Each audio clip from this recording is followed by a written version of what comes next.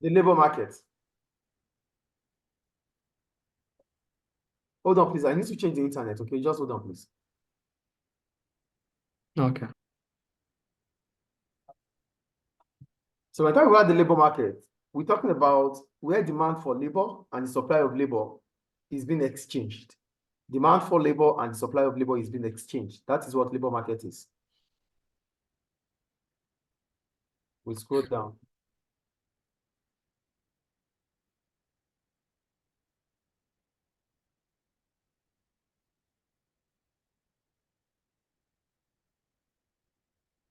The demand curve for labor. So before we go to the demand curve for labor, what is demand for labor itself? Demand for labor is the total number of workers firms are willing to employ at a given wage rate. The total number of workers firms are willing to employ at a given wage rate. That means the number of employees firms in the whole market are willing to employ for a specific or agreed wage. That is what demand for labor is. Are you with me? Clear. All right, so we have the demand for labor curve. So demand curve for labor, it said the price of labor is the wage rate. This is what is wage rate? The amount of money that has to be paid to people for them to work for a period of time. So wage rate is the amount you have to pay to workers because they have carried out a specific task or function for you as an employer. So the demand curve is always downward slope. Why is it downward slope? It's downward slope because the wage rate has an inverse relationship with the labor or the demand for labor. Do you get what I'm Inverse saying? relationship. There's inverse relationship between wage rate and labor itself. So that is why it's always downward slope. So if the wage rate increases, demand for labor would fall. If the wage rate falls, demand for labor would increase. Why is this so?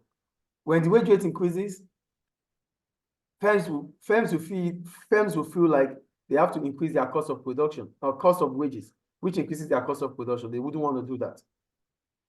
As a result, they employ less. But hold on, please. Sorry. Okay.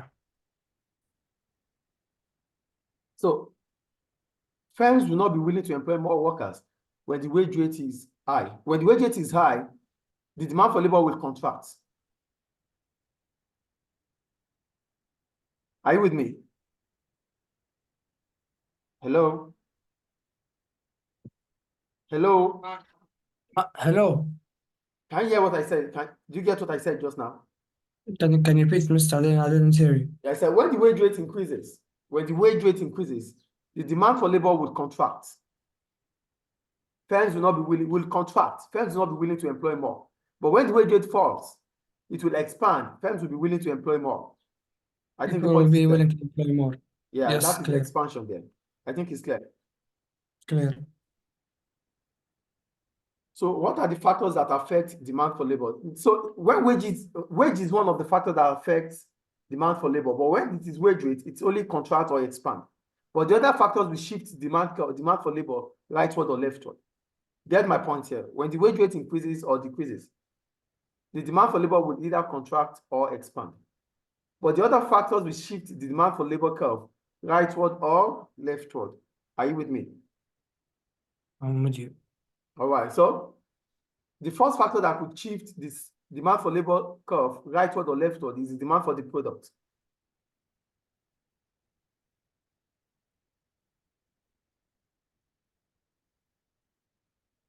Are you here? Yes, Mr. I'm here. All right. So when I talk about demand for the product, they said the demand for labor is said to be a derived demand. This means that the demand for labor is derived from the demand for goods and services supplied by firms and public sector organizations. So one of the factors that could shift the demand for labor left or right is the demand for the product itself. In as much as demand for labor is a derived demand, it means we only employ people when they have a task to perform. So if as a result of increasing, if we have an increase in demand for our product, it means we might need more workers to meet up with that demand. As a result of that, we demand for labor. That's why we say the demand for labor is derived demand. So we need workers because the demand for our product is increasing. And if the demand for our product is increasing, we need to meet up with this demand. To meet up with this demand, we need to employ more workers. Then the demand curve for labor will shift rightward from DL1 to DL2. Okay. Is it clear? Clear. Availability of substitutes. The substitute for labor is technology or machine. So if the cost of labor is high, then and firms feel that using substitute like machine or technology is cheaper and efficient than labor, then the demand for labor will shift leftward from DL2 to DL1. And the quantity needed for labor would fall. Clear. Productivity of labor. If firms feel that if labor productivity is increasing, that means firms are able to be profitable. Based on the fact that labor productivity is increasing, then they will be willing to employ more workers because that will increase their profitability. But if labor, that would shift the demand for labor rightward. But if firms understand that labor productivity is reducing, as a result, they will be discouraged to employ more workers. This will shift the demand curve leftward from DL2 to DL1. Clear? Is it clear or not? It's clear. It's clear. Other employment costs.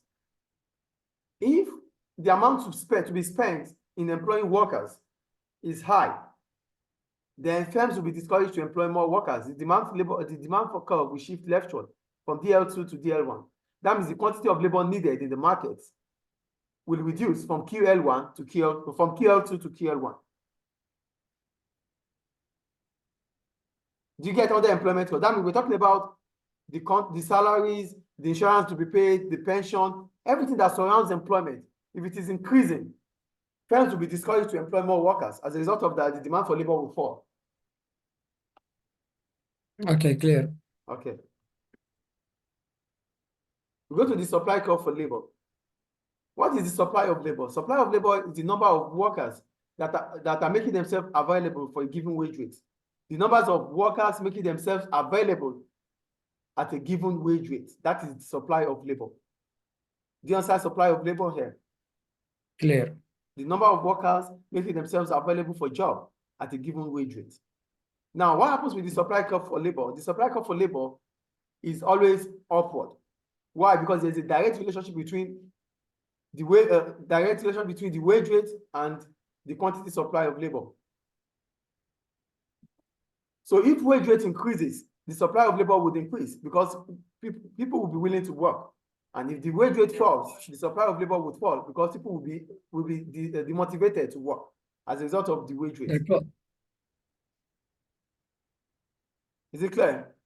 They're proportional to each other. They have direct relationship. Okay, clear. Clear. So supply of labor will either contract or expand. It contracts if the wage rate increases. It contracts if the wage rate falls. Clear? Is it clear, please? Is it clear? It's clear. It's clear. All right. So go to factors affecting the supply of labor. One of the factors that affect the supply of labor is the population size. And when we talk about population size, we're talking about the number of people within an economy, the number of people in a country. Yeah. The number of people in the country, if the number of people in the country increases, the supply of labor will definitely increase, shifting the supply curve rightward from SL1 to SL2. And this quantity of labor supplied to the market will increase from QL1 to QL2. So the higher the population, the higher the number of workers available. Clear. Migration represents the movement of people in and out of a country. So here we're going to focus on immigration. For immigration, if the number of people that are coming into a country increases, it means the working population would increase. As a result of that, the supply curve will shift rightward from SL1 to SL2. And the quantity of labor supplied in the market will increase from QL1 to QL2. Okay, it will just increase. Yes. Clear. Age distribution of the population. The overall population of a country is also can have impact. If the population of a country is aging, that means between 65 to 65 above, that means the working population would reduce. As a result of that, the supply curve will shift leftward from SL1 to from SL2 to SL1 because the population, the working population is reducing. Clear? So shift Should I this will repeat shift it? Should I so explain it again? shift the curve to the left because it's decreasing. The working population is decreasing, yes. Clear. Retirement age, which is another factor. An increase in the retirement age of a country. If the retirement age of a country increases, the supply curve of labor would shift rightward from SL1 to SL2. The quantity supply in the market will also increase from QL1 to QL2. But if the retirement age of workers reduces, that means workers will stop working at a tender age. The supply of labor will shift leftward from SL2 to SL1. And the quantity of labor supplied to the market will fall from QL2 to QL1. Clear. Clear? Clear. Okay. School leaving age. For school leaving age, we're talking about the numbers, the numbers of years spent by children before they finish their education. If the school leaving age increases, the supply of labor would fall because it means that a lot of students will still be in school at their ages. So they will spend more years in school. So that will reduce the supply of labor. I don't get what you mean. Mr. I'll repeat again. Okay. The school leaving age is talking about how many years children use in school or spent in school before they graduated and to start working.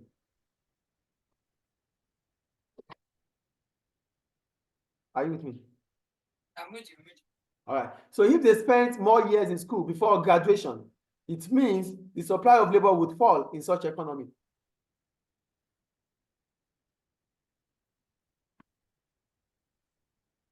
Yeah.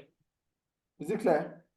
It's clear now. And if the living age reduces, it means children might be able to leave school earlier to start working, meaning the supply curve for labor will shift rightward from SL1 to SL2. The quantity of labor supplied to the market will increase from QL1 to QL2. Is it clear? Yeah. Female participation. If the law of a country allows more women to work, the supply of labor would increase in the country from SL1 to SL2. Clear. Skills and qualification. If people are more employable due to increasing their skills and their qualification, then the supply of labor would increase. That is, if people are qualified, if the numbers of people that are qualified and are skilled to work in an economy or in a given country is increasing, the supply of labor would increase because a lot of people would be willing to work because they have the qualification and skills to work. Shifting the supply curve rightward from SL1 to SL2. Clear. Another factor is labor mobility. We're talking about the movement of workers from one geographical area to another. If workers are able to move from one location to another, if it's easier for them to move from one geographical location to another, the supply of labor will increase in such area. Only in that region. No? Yes, that is for labor. That is geographical location, geographical mobility. You know, some workers might not be able to move because of their family. So if this happens, then the supply of labor would fall, shifting it leftward. It will decrease, the supply of labor in one area, but it will increase in another area. If it is easy for people to move, to move from one area to another, the supply of labor will increase. If it is difficult for them to move, maybe because of family, then the supply curve of labor will shift leftward. To the left. Is it clear? Clear. And there's occupational mobility of labor. For occupational mobility of labor, we're talking about the ability for labor to be able to switch from one job to another. I was a banker, but now I'm a teacher. So if it is easy for me to switch from being a banker to a teacher, if it is easy, then the supply of labor for teachers will increase, shifting it rightward from SL1 to SL2. Yeah. But if it is difficult to shift leftward from SL2 to SL1. Is it clear? Yeah. Any question about it? No questions until now. So we go to wage determination. For wage determination, we're talking about where the demand for labor and the supply of labor meet, which is called wage equilibrium or equilibrium wage rate.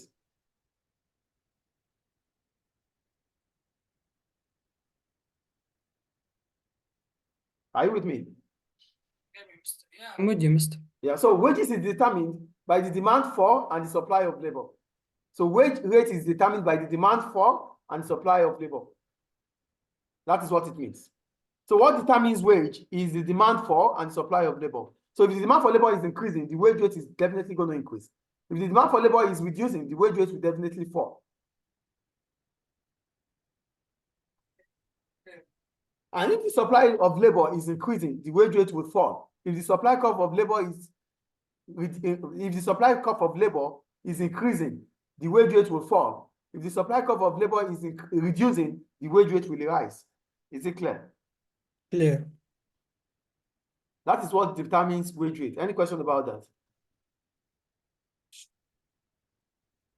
Any question, please? No question, no question.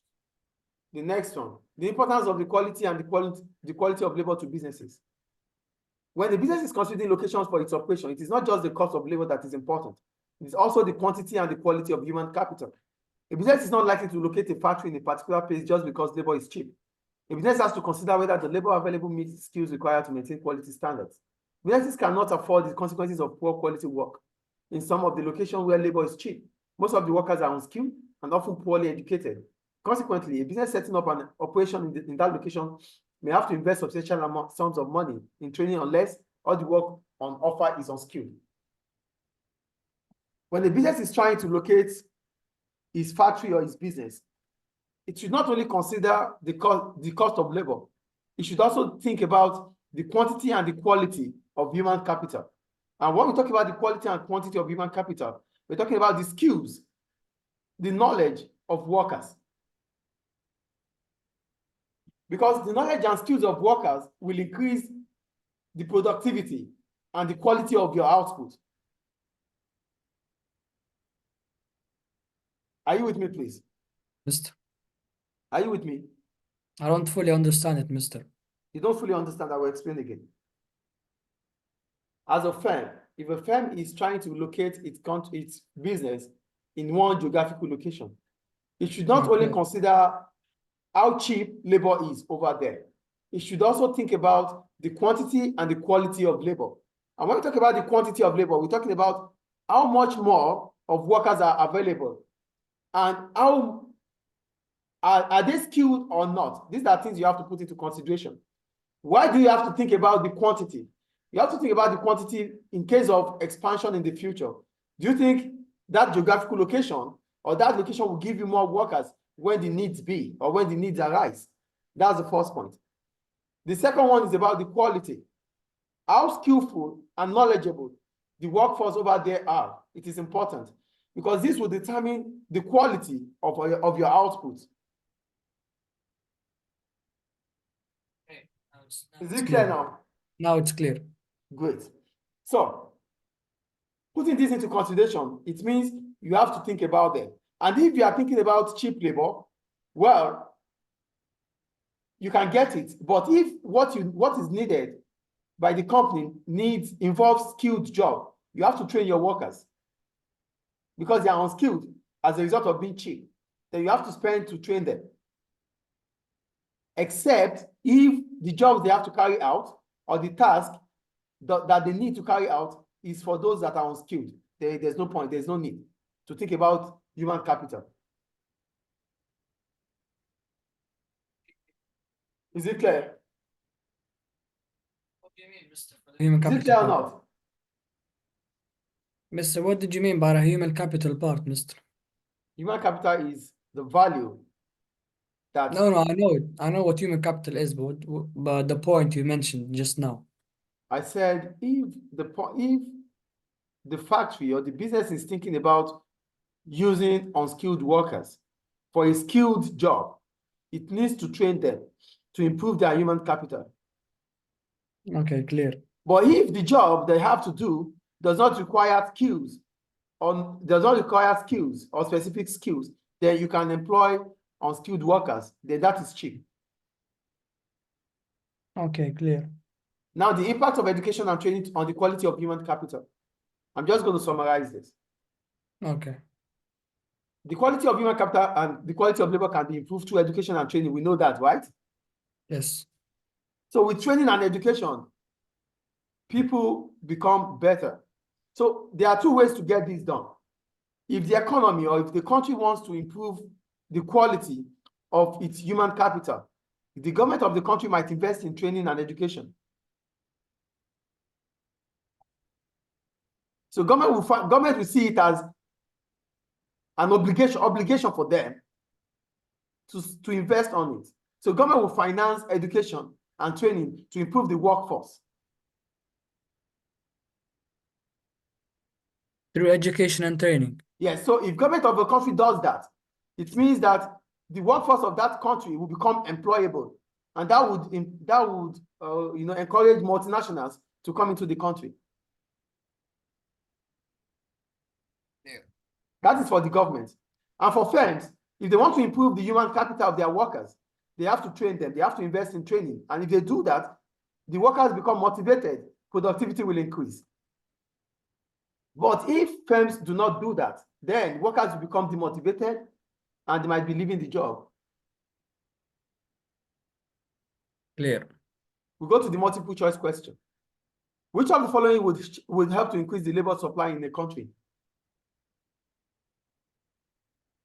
Raise the retirement age. D. Reduce the retirement age. Thank you. Yes. No. Would Raise, increase the Mr. supply of labor. Yes, Mr. Raise the retirement age. Okay, I thought you said reduce. No. No. Raise this. D, yes, correct. Question 2. Which of the following might be a reason for a business to invest more in training? Improve labor flexibility. Great. A. Thank you. So that ends chapter 22. Any question about that? No, thank you. Okay. So go to chapter 23, but I have to stop this video first. Okay. Yeah. I'll send you the new link. Okay.